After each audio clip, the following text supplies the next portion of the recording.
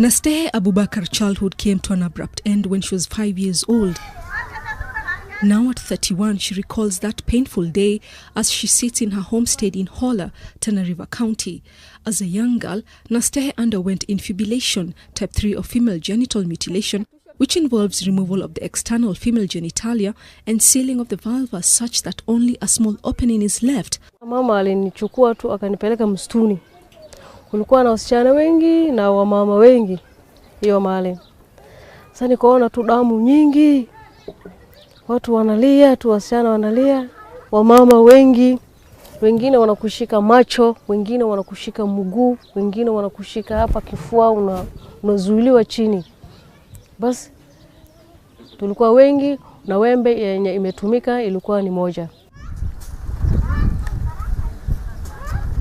Before the cut, she was made to believe it would make her complete, clean and accepted in the community. Nikafungwa kuanzia kiuno mpaka hiyo vidole ya mguu, nikafungwa hivi. Sasa wakati unakojoa hiyo siku sasa, ukisikia mikojo inakuwasha. Sasa ukitaka kukojoa inawasha zaidi paka mama achukue kipepeo akupepee. Dawa ni makaa. Hii makaa ya kupikia chakula. Hiyo ndio wanatuanga pamoja na hiyo kinyezi ya punda wanakausha. Hiyo ndio dawa. Hata kama unatoa damu ni ngapi, kama hata damu yako yote inatoka, hauwezi peleka hospitali. Ni nyumbani tu. After healing, Nastehe realized that she was not stable to walk. Her hip joint had dislocated as a result of her legs being tied for long. Nikajaribu kutembea nikaanguka kwa sababu hakuna balance ya kutembea. Kakaa nyumbani 3 years, siponi.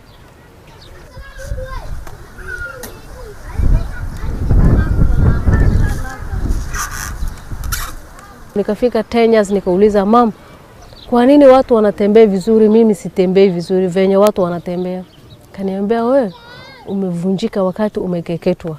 Lakini kwanza ulikuwa mtu kawaida, ulikuwa unatembea kama watu kawaida. So nikamuuliza kwa nini umenifanya hivyo mama? Kwa nini umenikata? Akaniambia ni mila yetu hiyo. The birth of a child should be a time of wonder and celebration.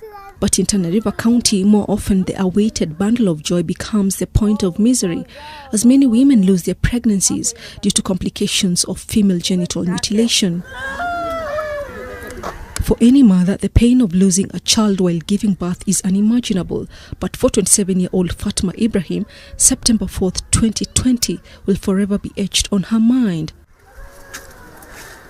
She lost her baby after a prolonged labor. Nilipoumwa tu nimeenda hospitali. Lakini sasa kwa bahati mbaya kufika huko hospitali ikawa njia tena haifunguki. Sasa haina mahali ya kupita kabisa mtoto, manake njia ni kidogo, hakuna mahali ya kupitia. Ndio ikabidi tena nikatwe ndio mtoto apite. Sasa mtoto kupita kwa vile amechoka, ametoka akiwa na hai kidogo tu akakufa. Nimebleed sana mpaka nimebaki na 0.6 peke yake. Nitolewa kwa matani niende kwa ward. Nimezirai ikawa siwezi atatembea. For Fatma, previous deliveries have been difficult. She underwent the cut when she was young and healed first, but that was short-lived when she got married. When she conceived, delivery proved impossible. The first experience was not what she had hoped for or imagined. Wiki mzima nilikuwa naumwa. Nikapelekwa hospitali siku ya 7 ndio nilipelekwa hospitali. Kupelekwa hospitali kwa mtoto amechoka kwa sababu ya njia hakuna ya kupitia. Nikapelekwa fieta nikajifungua na upasuaji. Kupasuliwa mpaka mtoto wangu sasa amelemaa. Ni mlemavu sasa na akaona miaka 12. Hata mimi mwenyewe niliita kwa mkunga anisaidie na akashindwa kunisaidia mkunga mpaka yeye mwenyewe ndiye alitamka nipelekwe hospitali. Fatma's daughter has cerebral palsy, an incurable condition that is thought to be caused by brain damage before, during or soon after birth. Rahma is like any other child. She has her happy and sad moments. She just can't express them. She is a very jovial girl who loves attention. Fatma says she has undergone so much stress and pain raising her child who needs extra care. Haongei, hatembei. Nasikia vibaya sana, mtoto wangu akiwa anakaa chini, na ni mtoto mkubwa sana wa kunisaidia. For Halima, not her real name, the primal business of childbirth comes at a very high price. She was circumcised at age 7, and by the time she was 14, she was already married. She lost 3 consecutive babies as the birth canal had been stitched too narrow. She says all her 3 babies suffocated during birth. Her agony began with her first pregnancy.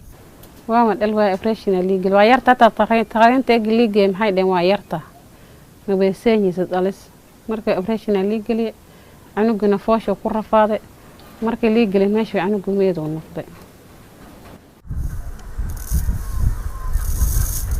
Her ordeal was not over, as little did she know that the same tragedy awaited her with her second and third pregnancy. For her second baby, she gave birth to a stillborn child, while the third died shortly after birth. When she became pregnant for the 4th time, she had to be admitted to hospital for 2 months prior to the due date.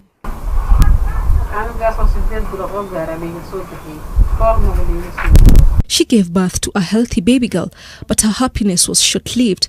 Halima developed obstetric fistula, which is a hole in the birth canal caused by prolonged and obstructed labor.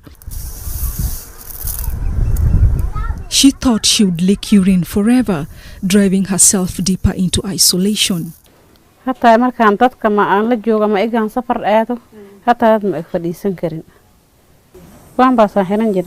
She had to go 3 surgeries, and it has been just over a year since her last operation.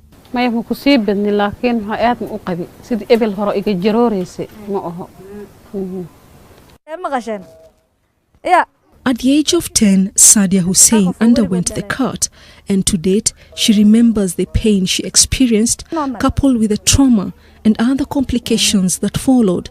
When I reached marriage, now I had to again go through the infibulation process. That is another FGM altogether. It's reopening. Before they stitch you together, but now they have to reopen you again with a razor, so that you are free. During birth, she experienced flashbacks of being cut, which is a common experience of survivors. Neither she nor the traditional birth attendants had any idea how to try to make the birth easier. My first delivery was again another hell altogether. I was on labor pain for 3 days, and I wanted to go to the hospital, but my mom told me the hospital is very bad because they will cut you with a pair of scissors. After the cut, there is a scar that is left. So for the baby to come out, you have to be cut again so that the baby can have to pass out a normal way. You don't have to tamper with the baby's head and everything. The hospital, they cut you with a scissors, yes, but they cut you both sides. But for the traditional birth attendants, they cut any formula. Mother and baby were both in jeopardy, and the pain that Sadia can never forget was a deep agony. I was overwhelmed. I was so tired. I was so traumatized. The labor pain, the pain of being cut by the traditional birth attendants, it was too much for me to bear. But at the end of the day, I gave birth to my first daughter. The second delivery was still the same. So the third delivery, I opted now to go to the hospital. I had to deliver through cesarean. And I gave up and I said, if this FGM is following me until now, then it's over. I'm ready to raise my 3 daughters and I don't want to give birth anymore. And I continued with my campaign. About 50% of women in Tana River County deliver under the care of traditional birth attendants. According to medical practitioners, women who have undergone FGM are more likely to have complicated births. Labor is a monitored process. It's a monitored and recorded process. And we have labor monitoring charts. And this means that we have to have access to the exit from the womb, that is the cervix, the way it's behaving. The bigger problem is the mother who labors at home for long. By the time they're coming, you have a complication. You have an exhausted baby. Some of them are so severe that we cannot manage to monitor that baby safely. Because then you have to make this cut at the start of labor, and you'll have a lot of blood loss. So for some, we have to make a hard choice to go for operative delivery so that we can have that baby safely, because we can't even estimate the size of the pelvis in relation to the baby, as they would be coming down out of the uterus. When you're doing that cesarean section, you need to get the bladder away, okay? So in a situation where you can't even see it, so that you can deflate it, sometimes there are cases we have to go in with a bladder that is still in front of the uterus. So it takes a lot of technique to be able to safely maneuver and get that baby out safely. And we are seeing these cases. During birth, we have to create some more space, what we call an episiotomy. This can happen even in a normal delivery, and even when we make the cut to make it safe for the baby to come out, remember it will heal with more scar. So it also ends up having, the birth process becomes very traumatic, and it has psychological effects on these mothers. Due to the small opening, it becomes very hard for some girls to even pass the menses. So they have to be either reopened or go for operation because of the accumulative blood at the abdomen, at the uterus. The girl is left with a lot of pain. More than 30 years later, Nastehe has learned to limp her way into happiness, encouraging girls and women to abandon the cart. In 2013, she started the Daya Women's Group, a survival-led women group that carries out End FGM campaigns in the vast Tana River County. Their faces shine with smiles, but behind the smiles are stories of trauma not every woman has the courage to tell. But they seem united in sharing lasting damage due to their circumcision experience. Sisi wenyewe ilikuwa tukienda vijijini sangine tunatolewa, tunafukuzwa sasa. Wazee wanachukua mafimbo wakitufukuza wakisema hakuna kitu kama hiyo. Sasa ikawa tunatumia mashaka. Men are resistant and they are stubborn in our communities. This is because they do not know what women and girls go through. There are those men who are stubborn enough to say, I will not marry a lady who is not cut. But step by step, and starting with the engagement of elders as the key decision makers in the communities, they have managed to create a conducive atmosphere of trust and confidence to discuss these culturally sensitive issues. What really helped me in my campaign is when other survivors started speaking about their own stories and challenging their husbands of what they went through. My strength lies with the survivors. Wasichana wanaathirika sana hii wakati wa COVID. Wanakeketwa, wanapata mimba, wanaozwa. Tunaongea na wamama ya hiyo mji pamoja na wasichana, wazee. Tunawaleta mahali moja, tunawaelimisha. Madhara ya FGM tunaelezea. Mahali sasa hatuwezi fika, tunatumia radios, hizi local radios ya Tana River. Kuna mahali zingine haifiki radio. Tunatembea na mguu. The pain and suffering that survivors have gone through, largely because of the health complications that resulted from the cart, stirred up their zeal to fight against the outdated practice, hoping to bring much needed protection for the girl child. Already the campaign has started to yield fruits, with several renowned female circumcisers abandoning the harmful practice and handing the tools of trade to authorities. Esha Godantu spent much of her life performing female genital mutilation on girls in her community. She cannot remember how many girls she has cut, but she knows what the consequences have been. Nimeendelea na hiyo kazi miaka 15. Sisi tunakata na msichana moja shilingi 1000. Asubuhi hii akikata msichana 10, mimi tayari nako na shilingi 10,000. Kumbe sisi tunafanya kazi ya Israeli. Hata kuna wakati anakeketwa hivyo pia, anapuja damu mpaka mtoto anakuja kufa. Anakosa damu mwilini. Hii kitu ni kweli mbaya. Hako na madhara kwa wasichana. Msichana kwetu bana anaoa, leo usiku anapelekewa bana, msichana analia mpaka nje aingie hii nyumba. Hana raha. Hapo pia tumeona ni shida. Pengine mwingine achoke arudie kwa sisi wanawake. Tukate tena huyu msichana. Tufanye njia yani. She decided to drop the blade and become a champion against FGM. Niko mwaka 7 mimi nimesema basi serikali mimi nimewacha.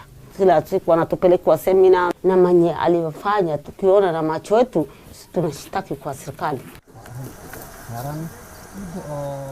So far in Tana River, I have hundreds of girls who are role models who have not gone through FGM, starting with my own 3 daughters. They are not cut. And I also have 2 FGM-free villages. The Wata community, a small ethnic group in Tana River, is a success tale in the war against female genital mutilation. Since 2009, FGM has not been conducted among the Wata. Mariam Boche, a mother of 6, including 2 daughters whom she has protected from this practice, says that at first it wasn't easy to let go of this tradition. Hata sisi wengine wanataka kupigana na sisi. Sema nyinyi mnafanya tabia mbaya, kwa nini mnaleta mambo kama haya? Na ni mila yetu.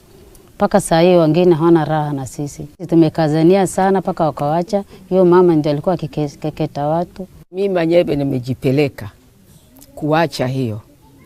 Paka nimeenda kwa Sadia, nimeenda ofisi ya DC, paka nikapatiwa zawadi ya mbuzi. Ni kama dhulma tunafanyia watoto wetu. Na sisi nasi tuko na kamati kwa vijiji tunaangalia. Ni nani anafanyia? Nani amesafirisha msichana mahali? Inafuatiliwa huyu msichana akirudi amepitia nini, kuna mtu anaenda na mchunguza ili apate kujua kama kuna mambo kama imefanyika, hata kama ni siri inajulikana. Sasa wasichana wetu wanasoma mpaka wanamaliza form 4 wanaenda wanapata kazi na baby mimba na kuna mvulana anakataa wao.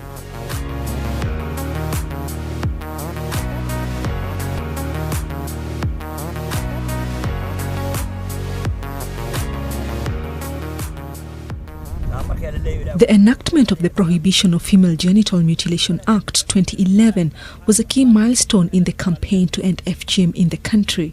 But while the law, coupled with increased awareness of the harmful effects of FGM, has helped reduce prevalence to 21 from 27% in 2009, the practice persists in some communities. FGM, the first degree, which is removal of clitoris. Then we have the second degree, which is removal of clitoris, removal of the labia minora and the beta majora. It has a lot of issues because of scarification, and the highest degree is where everything is cut and just a small opening is left, and this is what is causing a lot of problems. Kama wewe unakata utashikwa, watapelekwa jela 3 years ama fine ya 200,000 ama zote mbili. That's a very punitive law. Kama ulikuwa hapo mtu akikatwa utashikwa. Kama wewe ni chief wa hiyo area, assistant chief, na unajua kuna ukakataji inaendelea, utashikwa. Kama wewe uko kwa medical kama nurse nini pia utashikwa. Thirdly, hata ukijaribu kuenda country nyingine because we are border, ati muende Ethiopia, kama wewe ni Burana mkimbia Ethiopia, pia huko utashikwa na utafungiwa huko. Ya mwisho ambayo ni pia ni ya maana, kama wewe mdomo yako tu ni kusema huyu msichana hajakeketwa, hawezi pata bwana, hata wewe utashikwa na ufungwe 6 months. So we are finding all the loopholes to funge. Even if we say that we are running around prosecuting everyone or making sure that we take everybody to jail, it is one of the strategies that we are using. But now as anti-FGM board and as government, we have said we have to use a lot of dialogues also. We have to convince people that this is something that they need to just do away with. Somali has the highest prevalence rate at 94%, followed by Samburu with 86%, Kisii 84%, Masai 78%, Pokot 77%, and Embu at 33%. Other communities include Meru 31% and Kalenjin at 27.7%. Each of the practicing communities attaches a different significance to the right. Jamii yetu mara nyingi wanga wanasema msichana kama hajakeketwa anaharibika, anakuanga yani hisia yake inakuanga juu zaidi. Na kikeketwa ndio wanga kidogo itakuwa imepungua. Inasemekana ati msichana kama hajakeketwa hawezi olewa. Hawezi swali, aende misikiti hawezi swali. Wengi wamekeketwa na wameshika mimba, wengi wamekeketwa wanazurura bado. So hakuna tofauti yote. Until you young people say you young men say, I am okay with her the way she is, we won't move. You must be able to openly marry a girl who has not gone through FGM and be proud about it. But we don't want to make the girls who have already been cut to feel like we are saying they should not get married. She did not choose to get cut at that age, at 6, at 7, at 8. She found herself already a survivor of FGM. Approximately 9.3 million women and girls in Kenya have undergone FGM, which makes about 6% of the number of women who have undergone the cut globally. We have our voices as women, and we are going to use our voices to speak up and say that enough is enough. If every woman in this country who has gone through FGM says no today, they will not do it for their own daughters, then we should be at zero, not by 2022, but by tomorrow. The decision by Muslim religious leaders in Tana River to talk about the dangers of female genital mutilation has turned into a significant campaign against the practice. Kutokana na dini ya Uislamu ni haramu na ni haramu na ni haramu na ni haramu. Kwa vile imekuwa mila ngumu sana, watu wanafikiri ati ni dini. Na hakuna sheikh ambaye anaweza kuletea kwamba hii ni halali. Hakuna. Lakini watu wamefikiria hii imekuwa na sheria ya Kiislamu. Si sheria ya Kiislamu. No issue which has mentioned that Prophet Muhammad's daughters were circumcised. He had daughters, 4 of them. We didn't know here. And then his wife also. Because if it is a religious issue, we will have been told that historically there is the congregation of circumcising ladies. When we are facing people, we were fearing, we are saying, now this issue may be very difficult. But as we penetrated into the people, discussed with them, and have dialogue with them, with a lot of sensitization, things are changing. Since November 2019, there has been an elaborate effort by the government to fight the vice after President Uhuru Kenyatta launched the campaign to eradicate FGM by 2022. This is not an easy task that we are undertaking. In order to achieve this goal, we must initiate community-based programs that are culturally sensitive and encourage change in social norms. I am confident that we are on the right track and that we will achieve zero FGM in Kenya by the year 2022. Deputy President William Ruto has also been vocal in the fight against FGM. Maneno ya zamani ya kuja kukata watoto wasichana na kuwapeleka mahali pengine hapo kona, hiyo maneno lazima tusimamishe. Nimesema hiyo maneno lazima tukomeshe. Mumesikia ile nimesema? Na muache kunyamaza kwa sababu mimi naona pengine nyinyi mko na mpango mwingine. Hiyo mpango mwingine mtawacha. We are not fighting culture. We are fighting negative culture that harms the rights of any individual. Now we are using more visual, especially for the men, because the men are the ones who don't know what happens. And the shock on the men's eyes when you show them the videos and the photos completely changes them. Men cannot watch it for the next 1 minute. They all walk out. And when they come back, they say nobody should ever touch my daughter. Community elders and religious leaders drawn from 22 counties most affected by FGM also resolved to end the cut in the country by 2022. Now we have already a commitment by the Gumigayo elders from the Barana community. They've already given their commitment that FGM is against their own law. The Samburu community elders have given a commitment that they are going to give an alternative rite of passage. The same with the Masai elders from Kajiado and Narok. And so we are seeing a very positive trend. Mimi kingi ya wardei nimesimama, msimamo yangu ni hiyo ya kuacha mambo ya FGM, kuacha kureketwa wasichana. Ilikuwa inafanyangwa hadharani. Na sasa mtu kama anafanya anajificha aende msituni kabisa, lakini si kabisa. Tumekataa hiyo kitu na tumehimiza community kitu wachane. Tana River County is one of the 22 hotspots counties where FGM is rampant. Hatuwezi shindwa kutoa wale wamama wanakeketa kwa ground na kuwapatia pesa. Hatuwezi shindwa kwa sababu chiefs wameniambia katika kila location. Wakeketaji wa mama ni 2 3 wanajulikana hata. Society watu wengi watatusumbua. We are 100% sure tunaweza wapatia pesa to get a new livelihood. Worldwide, 200 million women are survivors of FGM. What if all of them were walking without their noses, without their lips? It would be an international crisis. Her experience and that of survivors are the basis of her maiden book, The Hidden Scars of FGM.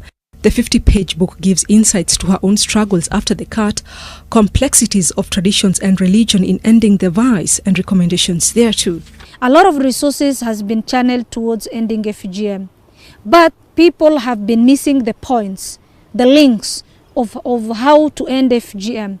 And that's what I've put in The Hidden Scars of FGM, the approaches, the strategies to use in order for us to end FGM. And for survivors to be able to share their stories, we must make sure that we build their confidence and make sure that we don't further stigmatize them. No need for mutilation. Give me education. This determined activists believe in impacting one girl at a time, one community at a time, until all girls are free from FGM. They also believe freeing women and girls from FGM by 2022 would become a reality if every member of the community personalizes the fight against the cut.